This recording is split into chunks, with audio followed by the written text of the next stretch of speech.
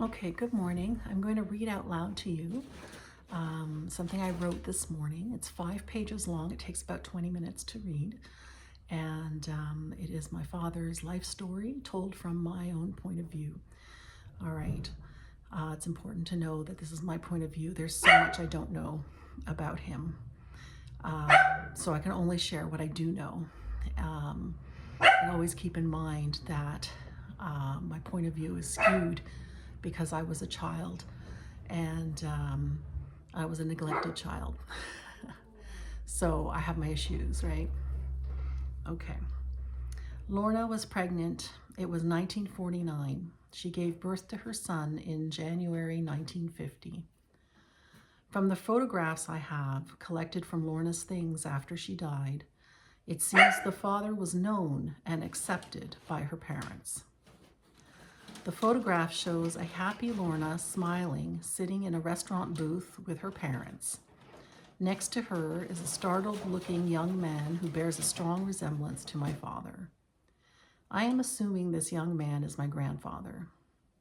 It seems to be a celebration of some kind, with Lorna in a sparkling black dress. Perhaps the New Year's Eve of 1948, or maybe a wedding anniversary dinner for her parents. When I was 10 years old, in the early 1980s, I asked my grandmother about my grandfather. I asked her why she never married him. She cried into the steam over the stew she was making as she tried to answer my questions. I didn't notice her crying, but my father pulled me aside and told me to stop making her talk about these things that made her cry. Initially, she was able to answer. She told me my grandfather had gone away to England to take care of his aging parents. She told me he married someone else over there. I told her if it was me, I would have chosen to marry her like he had promised to do. I never knew the dates of these happenings, but a dim memory grows clearer as I think on it. I believe my grandfather met a girl overseas during the war. And after the war, he came back to Lorna a little bit changed. Of course, he would have been a different man, no longer a fresh young Navy man, but someone who had seen combat and death. It's easy to imagine him finding a girlfriend in England, as so many soldiers did. Someone who comforted him then during the war years and who watched him growing into his adulthood would be easy to return to when the war was over. In 1949, while Lorna was pregnant, she was sent to a mother and baby home, or a home for wayward girls. She told me it was in Manitoba and that she did not like it there. After some time, she left the mother and baby home to stay with her sister, her younger sister, Irene, in Medicine Hat, Alberta. She could not and would not go home to her parents until her father relented and agreed to adopt the baby as his own. I'm a painter. I painted a scene from my imagination of what it might have been like for Lorna to arrive at her married sister's home, heavily pregnant and unwed. In the painting, I depict Lorna collapsing into her older sister's arms, while her younger sister speeds towards them both with her arms outstretched. I imagined her grief, painting her eyes red-rimmed. Lorna was always a good girl. I can see this depicted in an earlier photo of her sitting in a sparsely furnished parlor with her dress laid out and her bangs perfectly curled. Though her two sisters married, she was waiting for her boyfriend through the years of war. This unwed and pregnant situation was surprising as it was out of character. Eventually, Fred and Martha, her parents, decided they would raise the baby. Fred was 50 and Martha was 40, and it was not impossible to pull off the deception.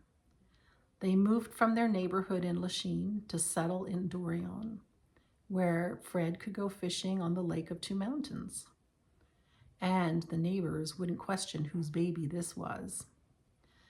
Because it was 1949, there was no consideration of how this deception would affect the baby as he grew up, believing his mother was his sister. Lorna lived with her parents and the baby, as all unmarried girls did. 10 years passed before the baby, now a boy, was forced to confront the truth. Fred died on New Year's Day, 1960, at the age of 60. I found his obituary online, naming all his surviving children. My father's name was there too. The deception was strong, making it into print. When Fred passed away, some inheritance, whatever little there was, would be passed to his actual son, Milton, and not to Derek, and the unraveling of the lie began. I almost remember the inheritance had something to do with a cabin in the woods. This was a special place where Fred had brought Milton and then Derek to learn to build fires and to fish. It would have devastated Derek to lose his sense of belonging to this place. Later on, Lorna tried to make up for the loss by buying a chalet in the Laurentians. And no one really knows how she came to afford the chalet, but she still had it when I was a girl, and it was known that that was for Derek to inherit. I assume that during the family fighting over the original cabin is when Derek would have had done some math. Come here. Come here, bad thing. Ellie, come. Come on, out of there. As you can tell, he doesn't listen to me. Come. Come. Ellie, out. I assume that during the family fighting over the original cabin is when Derek would have done some math or overheard adults arguing about his origins. He always said that he figured it out for himself, and it is one of the things he never really got over. Fred and Martha were not his parents. Lorna was not his sister. He did not belong in the way that he thought he did. Instead of understanding Fred and Martha's 18th century ways of thinking, how they were brought up and what their stories were, Derek spent his life upset about being deceived about who he really was and being deprived of his rightful inheritance. Time froze for my father's inner child when he was almost 10 years old. My father's traumatized inner child is responsible for my birth.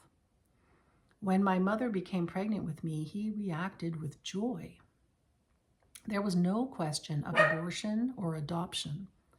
Both my parents were in their early 20s, freewheeling like others of their generation, jobless, and without the security of a mortgage.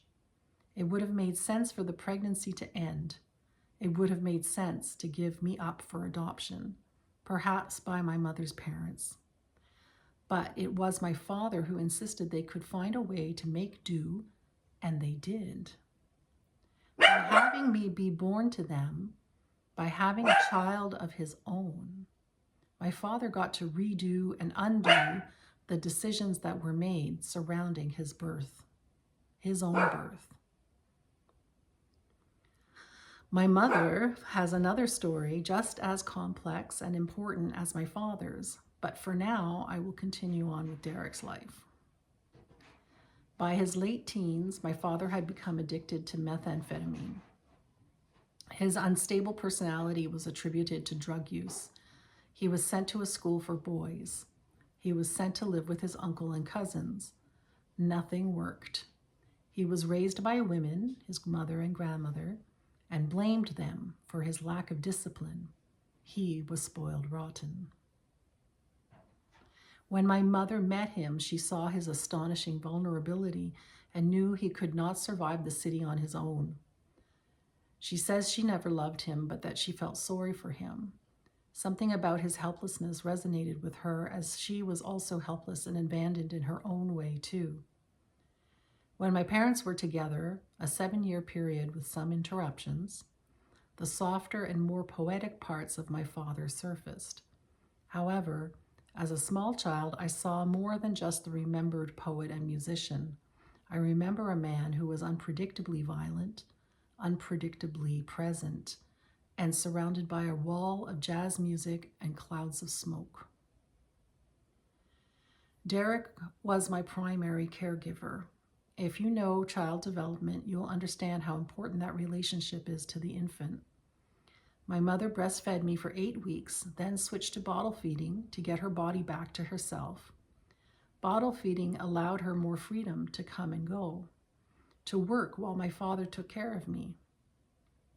In my earliest memories, I see crib bars and crib toys.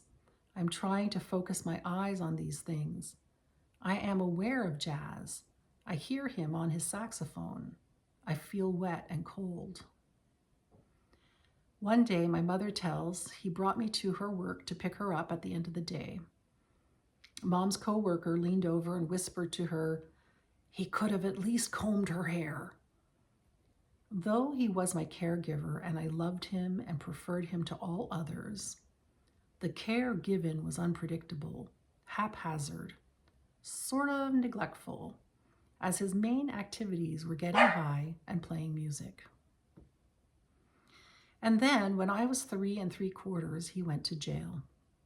I believed for many years it was for all the tickets he crammed into the glove box of the car. After all, I heard the word trafficking. Then I came to understand and assumed it was for dealing hash and grass, as this was his main source of income during my childhood. But now as an adult, I have found out that he sold a little bit of heroin to an undercover cop because he thought it would make him look cool to the jazz musicians he was trying to get in with. He wanted to be noticed, discovered, and worked as a server in jazz bars to get to know the musicians who played there. Heroin was a part of the music scene, romanticized by Keith Richards of the Rolling Stones and others. When he realized his mistake, he went mad with anguish. The story goes that it took 3 days for me to notice he was gone, but this isn't true. I noticed immediately, but I couldn't think of what to say. I was trying to put the words together in my mind for 3 days. I remember being at play and then looking up to see him, but that he wasn't there. And then I would remember and resolve to ask where he was and work on my phrase a little bit. I remember waiting for the timing to be right. This meant that I had to wait for my mother to be around and not reading a book, and that I had to remember the words to say. I remember having a huge angry tantrum, one in which I felt out of my body with rage that I couldn't have him appear when I wanted him. The kind of tantrum that you cry yourself to sleep and wake up hours later with burning dry eyes. I hated my helplessness, and I began to feel angry with him for getting himself put in jail. There was a fire, but that is part of my own story, and I'll leave it for now. A few months later, he was let out of jail early, partly because he had a dependent and homeless family to take care of. This was the mid-70s, when patriarchy was less hidden than it is now. My parents tried to be together again, but by this time my mother knew what a life could be like without him. She worked, paid rent, read literature, visited with friends, all in a calm and peaceful way. No drugs, no delusions, no self-created problems. I had not gotten used to him yet. I mostly kept to myself when he was around. I was a bit afraid of him because of his yelling and throwing things around, but I also knew he was supposed to take care of me when my mother was at work. He was not supposed to go to the tavern and leave me alone. I did not like to be alone. It was lonely. This night, I watched the TV and saw Disney's Legend of Sleepy Hollow with Ichabod Crane. And when the headless horseman chased poor Ichabod, I got really scared. I was just 6 years old. But I was very brave, and I knew my way to the tavern. So I left the apartment and walked to the tavern and lingered in the doorway until someone came in or out, and then I asked a man to go in and tell my dad to come out for me. He was very angry. He had been in the middle of a pool game for money, and because he had to tend to his little girl, he lost the money. He was so angry with me that he hit me in the face while dragging me home and bloodied my nose. My parents split up for good then. My father went to live in Toronto. I was glad he was gone. After about a year in Toronto, he came back to go to music school. He was preoccupied with music and his girlfriends from then on, and of course the perennial hashish. Every few months, he would be evicted from where he was staying, losing more possessions each time. Finally, all he owned was an old tartan sofa, a wonky black and white TV, and a round oak kitchen table. Somehow, in each new apartment, he had to find mattresses to place on the floor and sheets to cover the windows. Some apartments were not equipped with fridge and stove, and in those, we would place milk on the windowsill or outside in the snow. Paying the rent and finding places to live were consistently problematic. Every now and then, he would return home to his mother to sort himself out, find another job, or reconcile with a girlfriend. No matter what was happening, his mother would let him have all her tip money from her job as a waitress, and he would often drive her car up north to the chalet to dry out, come down, play music, and be by himself. When he was in his 40s and I in my 20s, he had another family. These two children's mother was also in the grip of a drug-complicated life, and though Granny Lorna did everything she could to keep the family together, she couldn't. The children were taken into foster care, and my father lived with his mother until she died in 2010. When the children were taken away, my father's life fell apart. His fantasy had been that they were a happy little family living in St. Anne's, which is close to the Dorion of his own childhood. The truth was that both himself and his partner were dependent on methadone and had broken trust with doctors and pharmacists countless times. They were only allowed their dose for each day, and they could not take care of the children enough to have them attend school regularly. The times had changed since I was a child in school, and the kind of neglect I suffered with my father was tempered by my mother's well-functioning ways. Not being able to be seen as a good father hurt my father right in his inner child wound, especially because his youngest child was a boy. Losing the children opened his abandonment scars. I can understand his need to return to living with his mother.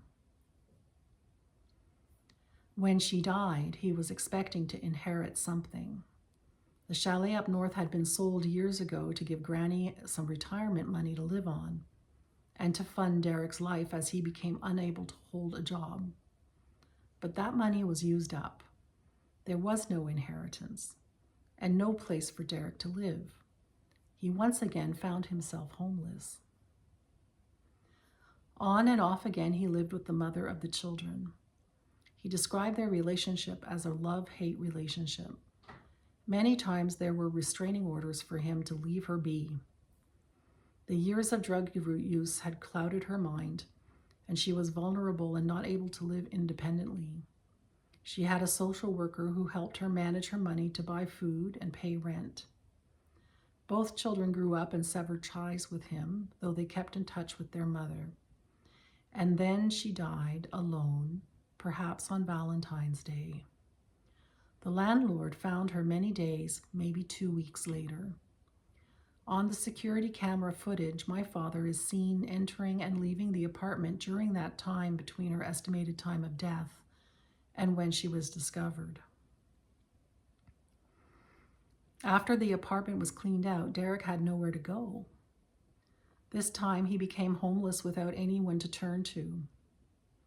His feet froze. He was taken to hospital and from there placed in a homeless shelter. He refused to pay the small rent because he said there were bed bugs. He got into conflicts with other residents. He was diagnosed with mild cognitive decline. He had several heart attacks. And finally, he was asked to leave the shelter. Now I do not know where he is. In my fantasies, we are reunited. Someone has housed him or convinced him to go into an old age home. He has a warm place where I can visit him and play jazz music while we sip on coffee. He has forgiven me for my role in having my siblings taken into foster care, He understands that things couldn't continue the way they were. He comes out of his dementia. He remembers me, and we can enjoy a conversation. In my fantasies, he is my dad just as he was at his best when I was a 3-year-old. My inner child and his are friends. In reality, he didn't really recognize me when I saw him at the shelter. He only called me when he needed a place to stay weeks later. He lied and tried to manipulate me on the phone, saying he could feel his heart squeezing again. He hasn't called me since I said no. I don't know where he is. His memory is spotty. He can't live long on the streets. And I will never have the relationship that I want with the father that I crave.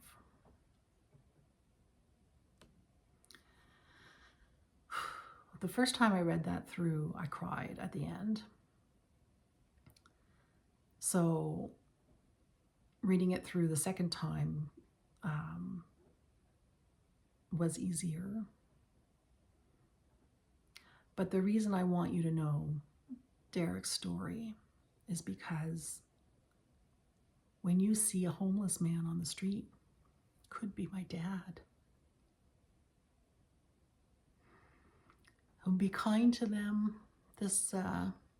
when you see them, because every one of them is a human being who has a family and a story. All right, that's all for now. Thanks for listening. Bye.